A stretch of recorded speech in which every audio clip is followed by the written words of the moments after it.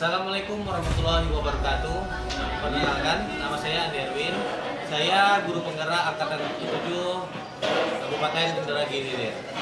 Pada sesi ini saya akan menjelaskan tentang koneksi keterkaitan materi modul 1.2. Nah, pada sesi ini terkaitan modul 1.2 akan saya jelaskan dengan beberapa model, yaitu dengan model refleksi 4P, yaitu peristiwa, perasaan, pembelajaran, dan penerapan.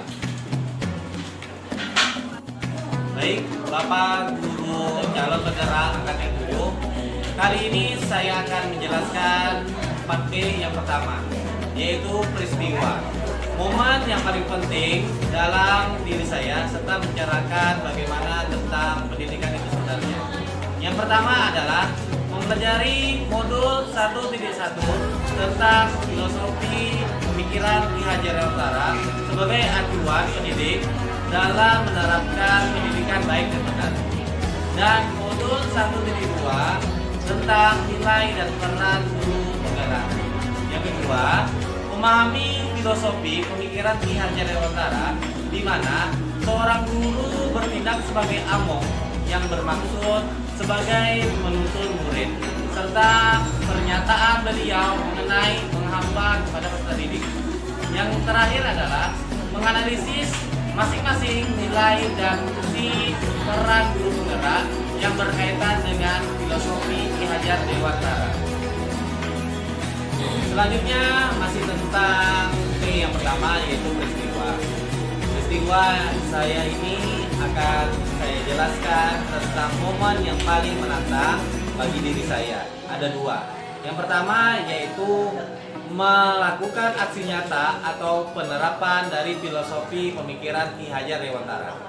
Yang kedua, mengerjakan tiap-tiap tugas dengan adanya batas waktu, terutama tugas kolaborasi yang hanya diberikan untuk mengerjakannya dalam 1 hari dan berdiskusi dengan rekan-rekan calon guru penggerak yang lain.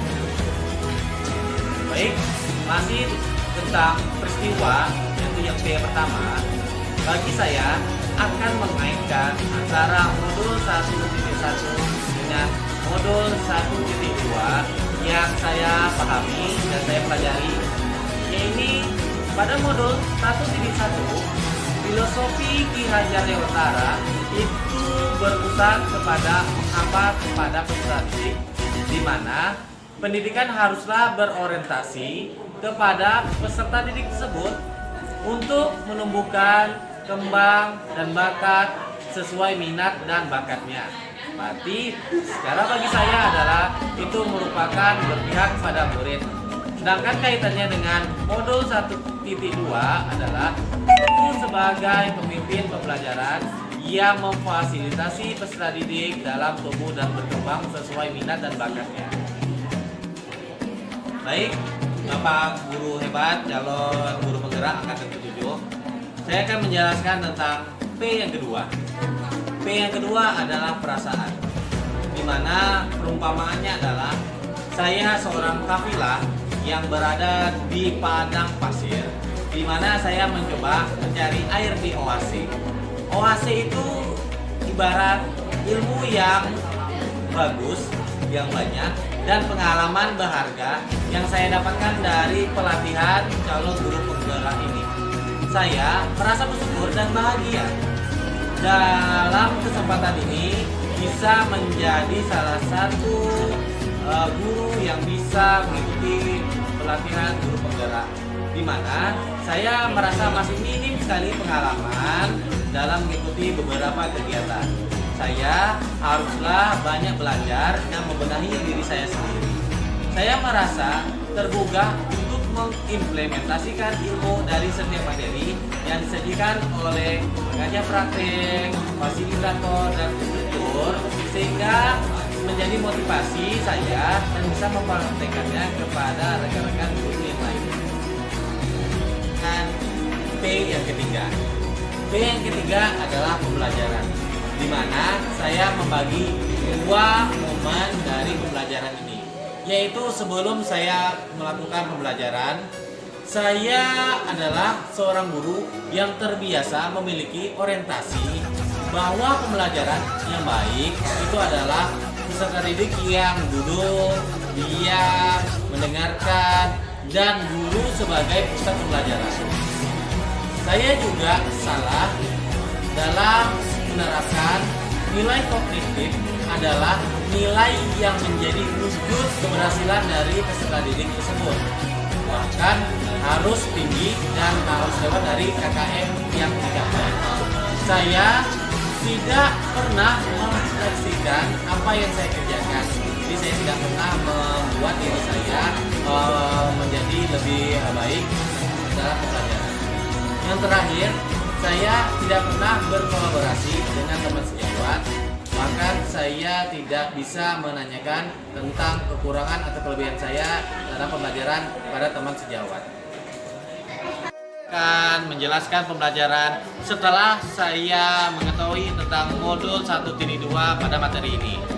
Yang pertama, menjadi pemimpin pembelajaran yang berpihak kepada peserta didik dengan selalu memberikan inovasi agar pembelajaran bisa menyenangkan dan lebih bermakna. Yang kedua, mewujudkan kepemimpinan murid. Yang ketiga, menjadi coach untuk rekan guru yang lain. Yang keempat, mendorong kolaborasi dalam mencapai target pembelajaran.